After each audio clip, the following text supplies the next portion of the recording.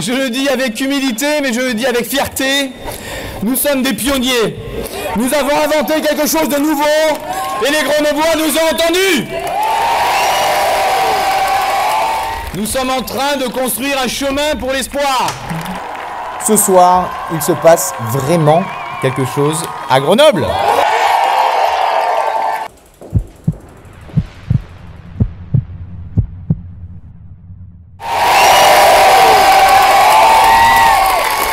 Merci.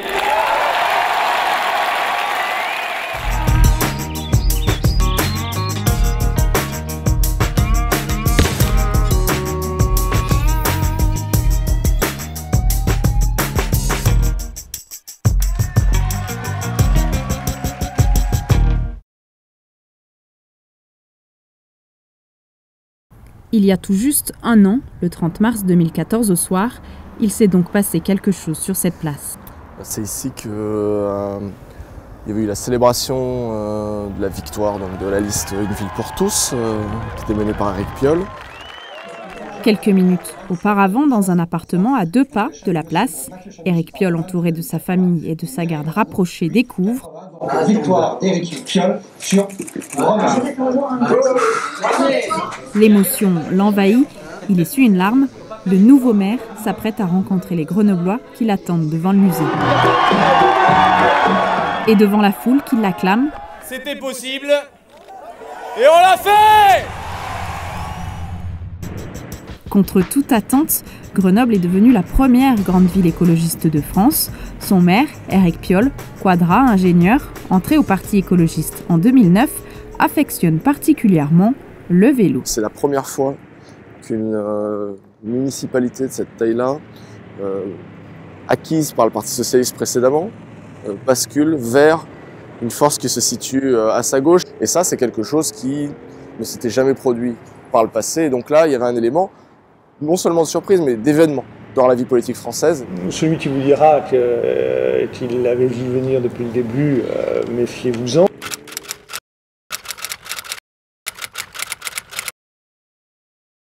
Dauphiné libéré, je ne veux pas être cruel, mais 5 jours avant le premier tour, publié un sondage où le candidat du Parti socialiste était 10 points devant. Enfin, franchement, moi, je le reconnais. J'ai commenté, j'ai suivi la campagne, j'ai fait des émissions. J'ai dit non, je n'y croyais pas. J'en parlais d'ailleurs avec Éric Piolle, qui me disait pendant la campagne, quand il venait sur France Bleu faire des interviews, mais quand même, il se passe quelque chose. Alors oui, je sentais qu'il se passait quelque chose, mais à ce point-là, moi, j'avoue humblement que je l'avais pas prévu. Mais je pense que même eux ont été surpris. C'est pas tout à fait comme je l'avais prévu, puisque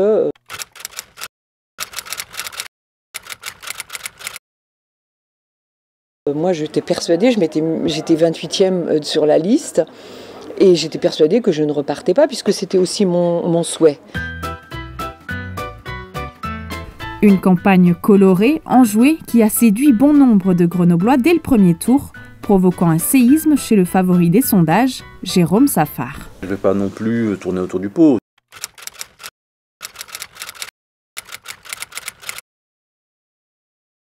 Ça a quand même été une surprise. Pendant 1h30, j'étais 3e.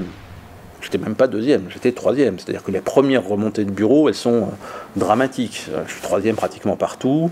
Je suis enfoncé, excusez-moi du terme, mais vraiment dans des bureaux où d'habitude on est très solide, on est très présent. Je ne peux pas être premier et je le vois très très vite. Stupéfaction, oui, je peux pas vous cacher les choses, mais en même temps, c'est beaucoup plus que de la stupéfaction, c'est un vrai choc. Les deux gauches sont comme sonnées, l'une d'avoir perdu l'autre, d'avoir gagné. On a toujours été dans la minorité, nous. Donc, si vous voulez croire qu'on va arriver à être les premiers à gérer la ville, c'est quand même quelque part une utopie quand même.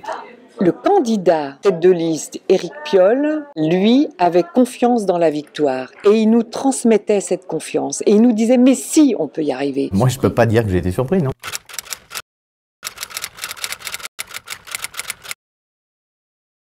Je peux pas dire non plus que je pensais que j'étais sûr que j'allais gagner. On ne connaît pas le résultat. Mais ce qui est sûr, c'est que à la fois dans ma tête, puis dans le projet qui a été créé, puis dans la dynamique de campagne qui s'est créée, c'était pas juste comme ça pour faire campagne ou pour faire un bon score, c'était pour être devant. Éric Piolle arrive largement en tête du premier tour avec 29% des voix. Il devance de 4 points son principal adversaire, le socialiste Jérôme Safar. L'entre-deux tours s'annonce explosif. Et qu'est-ce qui s'est passé dans l'entre-deux tours? Il s'est passé un regain de participation dans les quartiers populaires notamment de la ville, mais finalement pas pour aller inverser une tendance, mais pour conforter, pour approfondir la vague, un peu comme si certains s'étaient dit « moi aussi je veux en être ». Ça confirmait mon sentiment qu'il y avait besoin d'un changement dans cette ville. Donc il y avait un besoin de changement.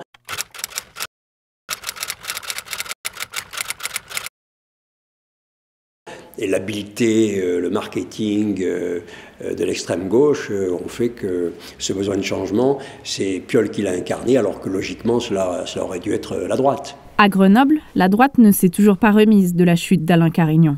L'ancien maire effectue un éternel retour et pour ces élections, il se place sur la liste de son meilleur ennemi, Mathieu Chamussy. Le chef de file a choisi un type de campagne. Ce type de campagne n'a pas correspondu à ce que les Grenoblois attendaient pour que nous incarnions ce changement. Nous en sommes tous collectivement responsables. Ce n'est pas les choix de campagne que j'aurais fait personnellement. La droite a souffert de l'élaboration même, de la composition même de sa liste. Tout part de là aussi. J'ai été désigné par la Commission nationale d'investiture de l'UMP, fait incroyable et jamais vu dans les annales.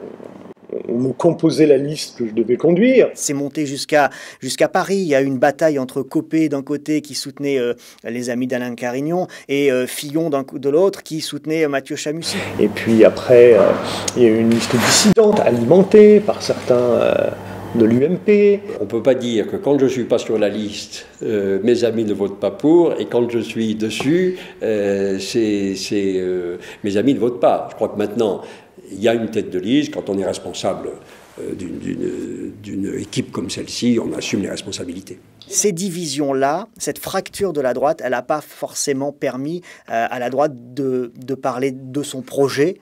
On l'a beaucoup entendu sur ses querelles, peu sur son projet. Et finalement, elle a peut-être aussi perdu des plumes là.